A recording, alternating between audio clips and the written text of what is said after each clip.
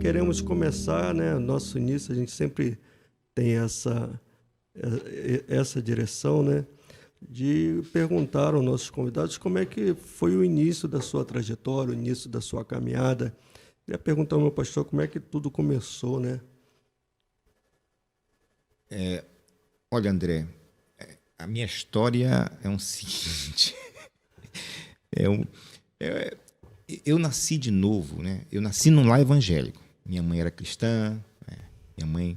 Eu sou natural de Belém do Pará, bem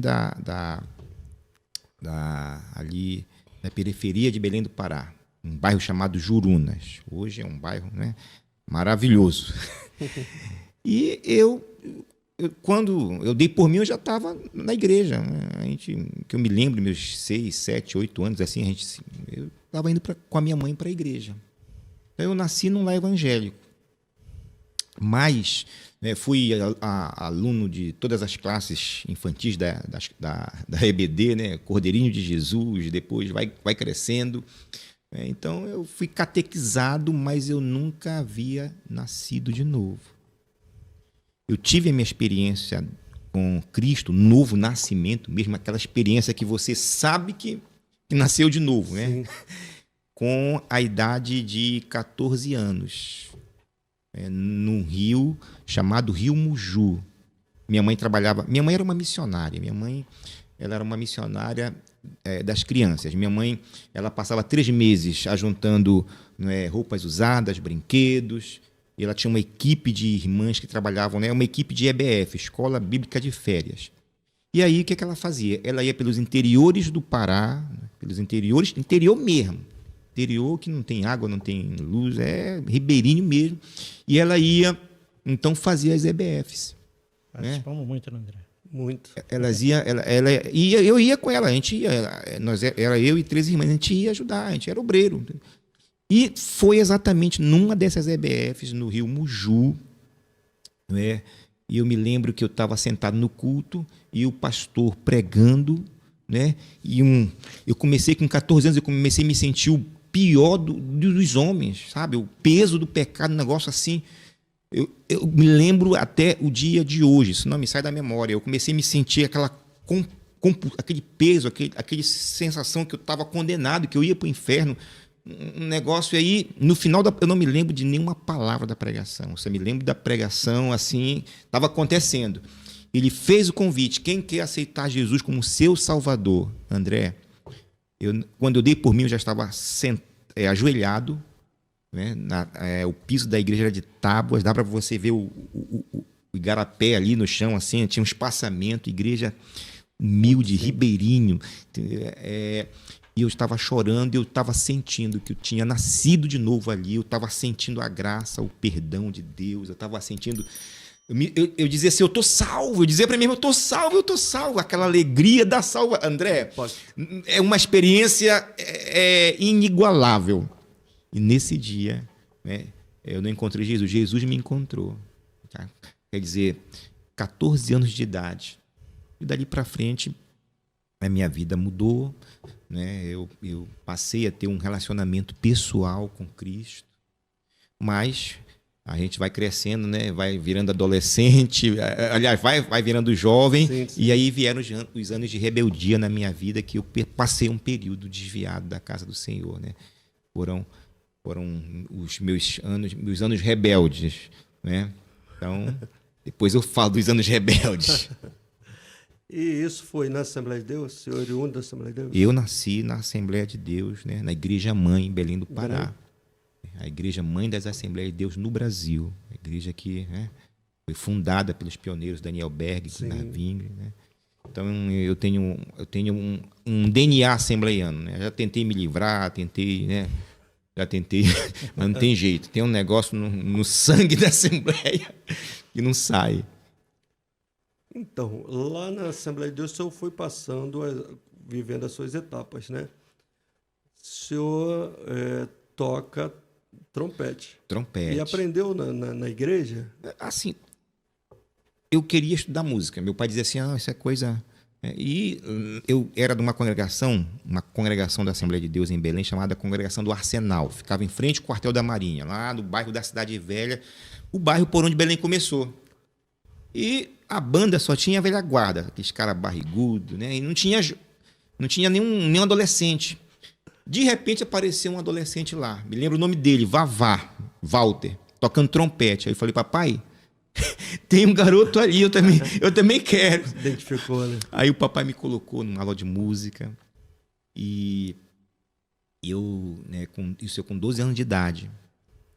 E graças a Deus eu aprendi música, foi a minha profissão, foi a profissão da qual eu depois, mais tarde, fiz concurso para a Marinha, né, para sargento e cursei e servi a Marinha por 29 anos, graças a Deus, graças ao meu pai e graças à música, né, ao trompete. Então, o trompete me sustentou e tem me sustentado, né? E eu comecei com música. Eu nunca pensei em ser pastor, nunca pensei em ser pregador, nunca pensei em ser professor de teologia. Eu queria ser um grande músico na Marinha, eu queria ser um grande trompetista, né? Então, assim, eu era fanático por jazz, né? Os ícones americanos, né? Dizzy Gillespie e Arturo Sandoval, né? Era a época do Walkman, né? Sim. Walkman, a gente colocava. Aí tem a Rádio Cultura, né? Que tocava jazz à noite, eu colocava fita lá na Rádio Cultura. A gente, lembra? Quem é mais antigo aí que está ouvindo a gente, lembra que a gente gravava, né, direto no.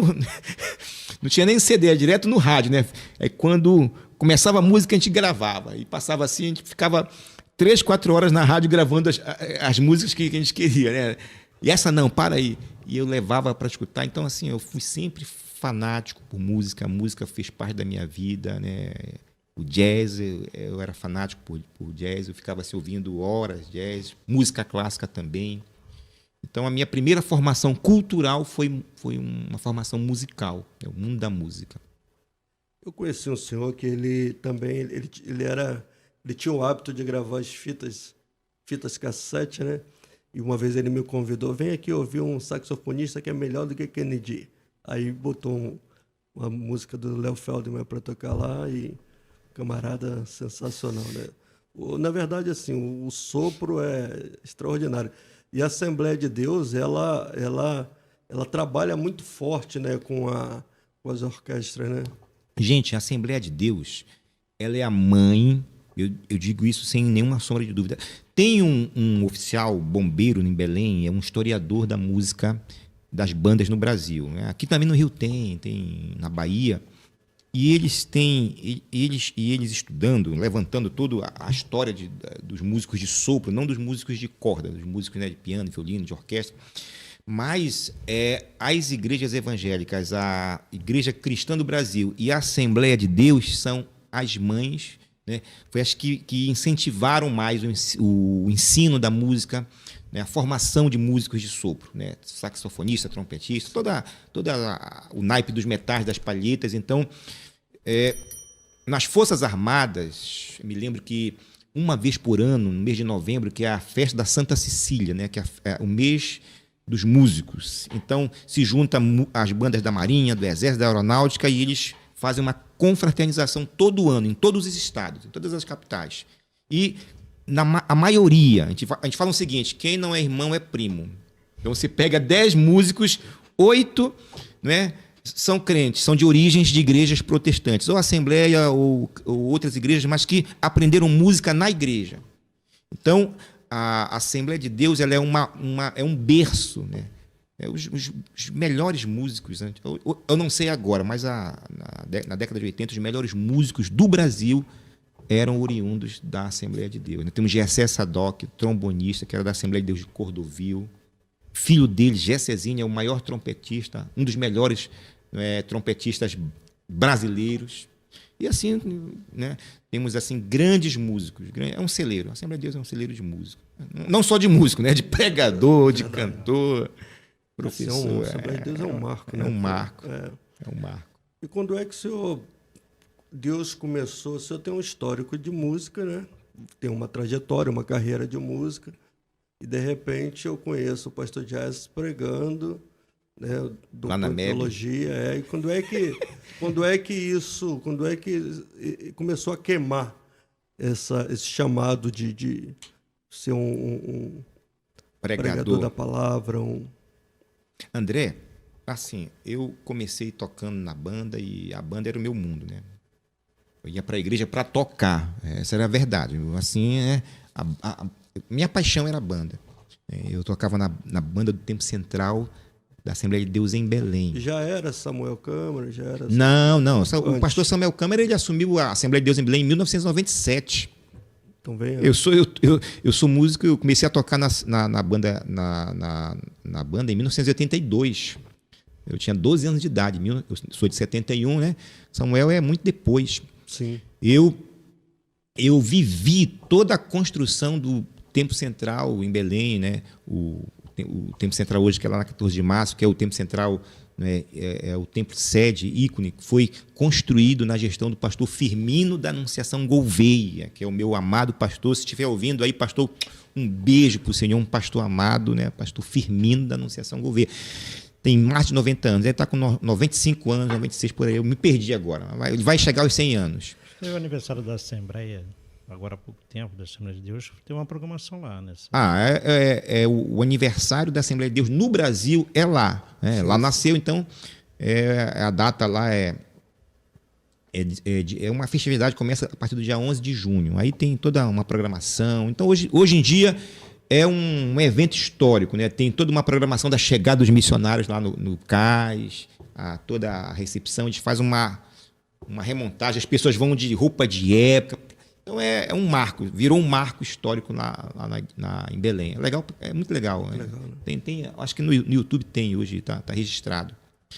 E aí, André, em Belém tinha os grandes congressos de mocidade. Né? Congresso de mocidade, tinha...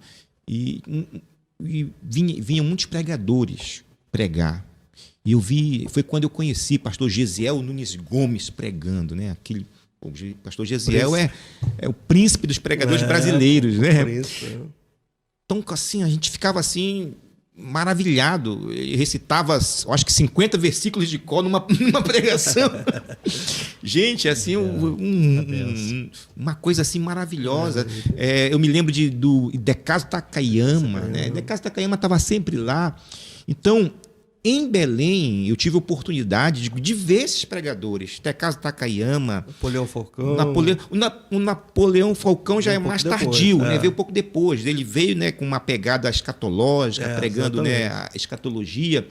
Mas, assim, a minha referência, né, de pregador é Gesiel Nunes Gomes e Decaso Takayama, né, que eles iam muito em Belém. E aquilo me deu um desejo, começou a sentir uma vontade, né, de estudar, de ler. Né? E aquilo ficou no meu coração e eu tinha um desejo de pregar. Só que a Assembleia de Deus antiga, né, não tinha esse acesso, essa acessibilidade, né, tinha todo um processo, as oportunidades eram difíceis naquela época, né? Tudo era mais difícil, era outro tempo, era outra configuração, era outra época, né? Mas eu tinha uma vontade de pregar e de entender a Bíblia, porque eu lia a Bíblia, né? Eu lia as passagens e, poxa, é aquilo que o Olavo de Carvalho falava, né? Que existe o analfabeto funcional, né? É o cara que sabe ler, mas ele não consegue entender o que ele lê. Porque realmente, né, ler todo mundo lê. Entender o que lê já é mais difícil. Né? Isso é uma coisa natural. Ninguém consegue... Né, são dificuldades, né, naturais que a gente passa. Eu tinha vontade de entender mais a Bíblia, de conhecer mais. E um dia, eu não me lembro a idade agora... Eu fui numa oração na casa de uma irmã. O nome da irmã era Irmã Bena, nem existe mais. Esposa de um músico da banda chamado Zezinho, irmão Zezinho. Uma oração. Eu fui lá, estava lá. Né? Eu gostava de... Né? Eu estava lá orando, né, na casa, o pessoal já orando. E essa irmã era muito usada em profecia. Ela tinha o dom de profecia. E naquela época, André, tu sabe, profeta era profeta. Era profeta. Quando um profeta se levantava no meio da igreja e dizia assim, ó, eis que eu estou colhendo uma rosa. Irmão, podia comprar o caixão. Exatamente. Que ia cumprir. Não, naquela época, na Assembleia de Deus, profeta era profeta. É verdade. Se Deus dissesse assim, eu vou abater fulano, não tinha dúvida, a gente não tinha dúvida que os profetas eles eram verdadeiros e eram profetas, como é que eu posso dizer? Não é? Eles davam datas, eram profetas do futuro. Né? E aqui eu já abro um espaço para fazer uma crítica, né? Porque é o seguinte, o que a gente percebe hoje em alguns movimentos proféticos e alguns profetas? A pessoa, ela descreve todo o teu passado, teu estado emocional, teu endereço, as tuas derrotas, né? Alguns profetas de hoje descrevem todo o teu passado. Ela consegue descrever os teus relacionamentos, todo o teu problema, né? Com riqueza de detalhe. Mas quando vai falar para o teu futuro, é tudo genérico. Deus vai te dar vitória, a porta vai se abrir. Peraí. Espírito Santo é esse que sabe a tua vida, descreve em detalhe para ganhar a tua confiança, mas não te dá nenhuma certeza. Não te dá data, não te dá nomes, não te dá situações, não fecha a palavra profética. Então, é esquisito. Né? Naquela época, não. Naquela época, os profetas davam data. Daqui a 10 dias, descreviam situações, descreviam lugares, descreviam as formas como iam acontecer. E acontecia, gente. Né? E acontecia mesmo. Então, e essa era uma irmã desse quilate, né? Essa serva de Deus. Eu estou lá orando e ela se levanta, né? E vem na minha direção, com as mãos assim. Eu, adolescente. E ela veio, né, e disse assim para mim, meu filho, levanta as tuas mãos. E eu levantei. E ela fez assim, eis que eu estou te dando o dom do conhecimento da minha palavra. E eu recebi aquilo, só que eu não tinha ideia eu nem sabia que tinha o dom do conhecimento, né? Eu não sabia que tinha os 9 dons. O adolescente não se liga em negócio de doutrina, né? O adolescente quer saber só de... Eu não tinha essa mentalidade. Só que, depois desse dia, desse encontro, dessa oração, quando eu li a Bíblia, as passagens, parece que eu comecei a entender as coisas. Eu comecei a... Uma facilidade, um negócio assim incrível. Eu comecei, sabe? E aí depois eu comecei a ler livros, comentários, e aí eu cruzava o comentário, mas isso aqui, eu já sabia disso aqui. A mente do senhor começou a se abrir para... Gente, é milagre, é Deus, é dom de Deus, entendeu? Não é da gente. Esse negócio não é... Palavra, né? Entendeu? É o dom, é o Espírito Santo, ele abre, você começa a entender, né, o que está nas entrelinhas, as intenções de quem fala, as intenções de quem recebe no texto. Então é uma ajuda, é algo que é divino. Então o dom não é do homem, é de Deus, né? Quem tem dons não é o homem, é Deus que dá. E aí isso mudou, né, completamente, né, foi um outro patamar da minha jornada que eu comecei a me interessar, fui me desligando da música e fui me envolvendo mais com a palavra.